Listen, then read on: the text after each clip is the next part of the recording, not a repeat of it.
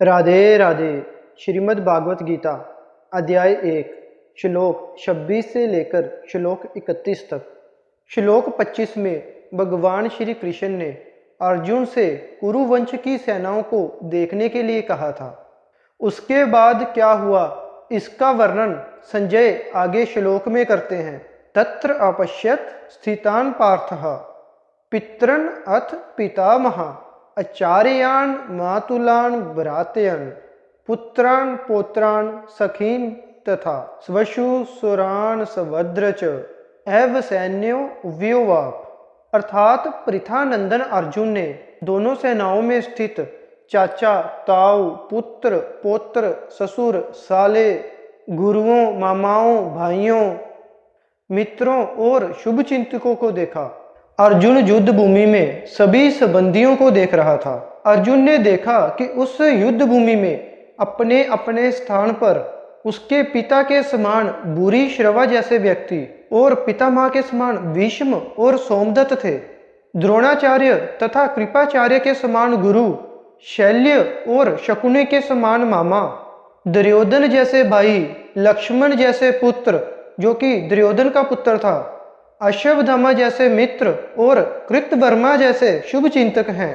अपने सभी परिवारजनों को अपने ही समक्ष खड़ा देखकर अर्जुन ने क्या किया इसका वर्णन संजय अगले श्लोक में करते हैं।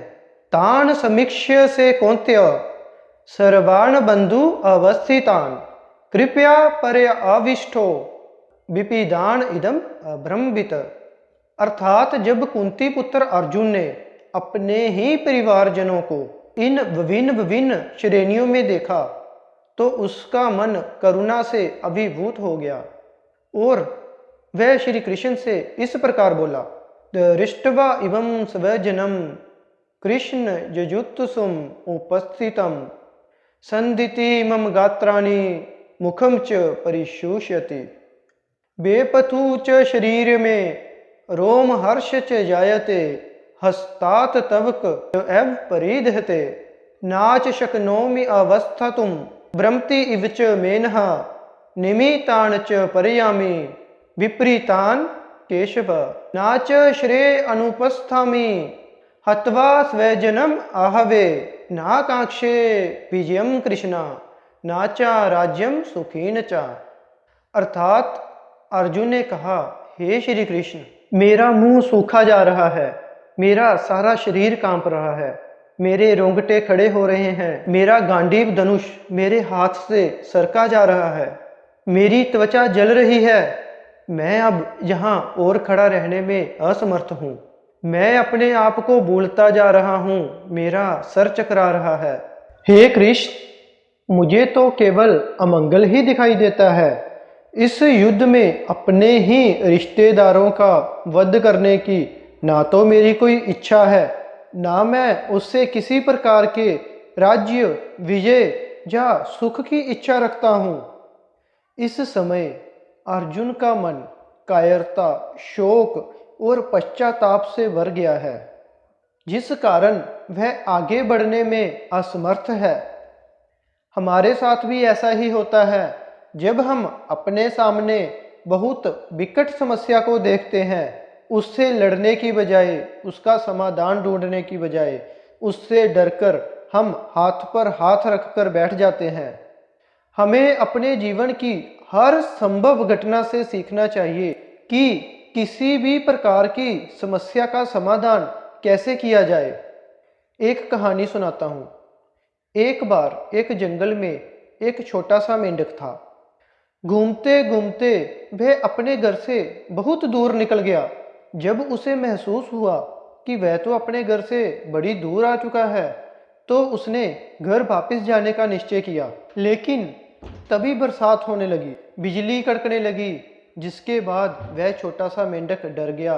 तेज बारिश काफ़ी देर तक चलती रही और इंतजार कर करके मेंढक भी काफ़ी थक गया। वह भूखा भी था और वह अपने घर भी जाना चाहता था और उसे अपने घर का रास्ता भी पता था, लेकिन जा नहीं सकता था। लेकिन वह क्या देखता है, तेज बारिश के कारण रास्ते में मिट्टी में से पत्थर उभर आए हैं। ध्यान से देखने पर पता चला बारिश की वजह से बहुत सारे कीड़े इधर उधर घूम रहे हैं। रास्ते में निकले हुए पत्थर उसके लिए समस्या थे। इतने लंबे रास्ते में थकान के बाद उन पत्थरों को पार करने में मेंढक अपने आप को असमर्थ मान रहा था। इधर कीड़े मकोड़े भी उसके लिए एक समस्या का रूप धारण कर चुके थे, क्योंकि वह थकान से कमजोर हो चुका था और उसे डर था कि जब वह अपने घर की तरफ जाएगा तो रास्ते में ये कीड़े मकोड़े उसे बहुत परेशान करेंगे। इससे भी बड़ी समस्या ये थी कि अगर वह घर नहीं पहुंचा तो भूख और प्यास से यहीं मर जाएगा। अब आप ही बताइए, इतनी सारी समस्याओं में घिरा होने के बाद वह क्या करता? उसे क्या करना चाहिए और वह क्या करेगा? क्या उसे वहां से चल देना चाहिए और अपनी जान संकट में डाल लेनी चाहिए? क्या रास्ते में जो कीड़े मकोड़े हैं उनका भोजन बन जाए, या फिर जहां खड़ा था वहीं खड़ा रहकर इंतजार करता कि या तो आज कोई मदद आएगी नहीं तो मौत? कुछ भी होता, लेकिन फैसला तो स्वयं उस छोटे मेंढक को ही लेना था।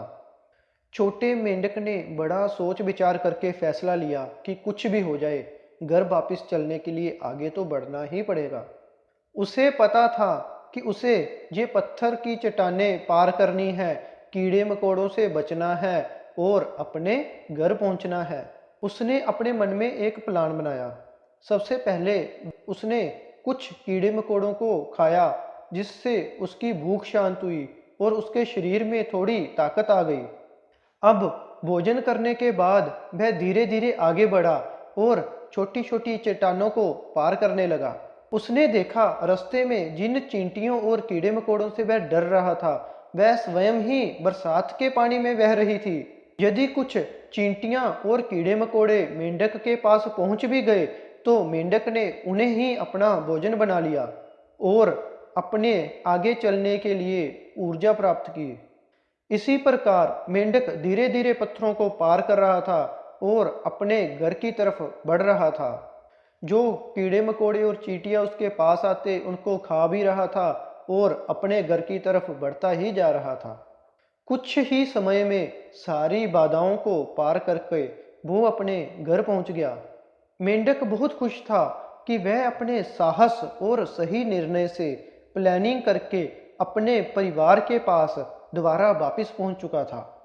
दोस्तों, ये कहानी हमें सिखाती है कि कई बार हमें ये तो पता होता है कि हमारा लक्ष्य क्या है, लेकिन जब हम अपनी मंजिल की तरफ आगे बढ़ने के लिए सोचते हैं तो हमें बहुत सी परेशानियां एक साथ घेर लेती हैं और हम खुद को उनके सामने कमजोर महसूस करने लगते हैं। लेकिन यदि हम निर्णय लें कि हमें अपनी मंजिल की तरफ आगे बढ़ना ही है और एक अच्छी योजना बनाएं तथा हिम्मत और साहस के साथ आगे बढ़ जाएं, तो रास्ते में आने वाली छोटी छोटी परेशानियां स्वयं ही दूर हो जाएंगी। और अगर कुछ परेशानियां आपके समक्ष आ भी गई तो आप अपने हिम्मत और साहस से स्वयं उसको सुधार लेंगे और उनका समाधान ढूंढ लेंगे, जिससे आपके अंदर आगे बढ़ने का आत्मविश्वास भी पैदा होगा। इसके बाद यदि कोई परेशानी या कोई समस्या बड़ी होगी तो जैसे जैसे आप आगे बढ़ते जाएंगे आपके अंदर हिम्मत और आत्मविश्वास बढ़ता जाएगा, जिसके बाद आप स्वयं ही खुद को सभी परेशानियों का समाधान करने के योग्य मानेंगे। एक दिन आप देखोगे कि एक समय ऐसा आएगा जिस दिन आप सभी परेशानियों का, सभी समस्याओं का समाधान करते हुए आगे बढ़ते गए और अपनी मंजिल पर पहुंच गए। लेकिन ऐसा तब होगा जब आपके पास परेशानियों और समस्याओं से जूझने के लिए हिम्मत और साहस होगा, सही समय पर सही निर्णय लेने की शक्ति और सही योजना बनाने की योग्यता होगी।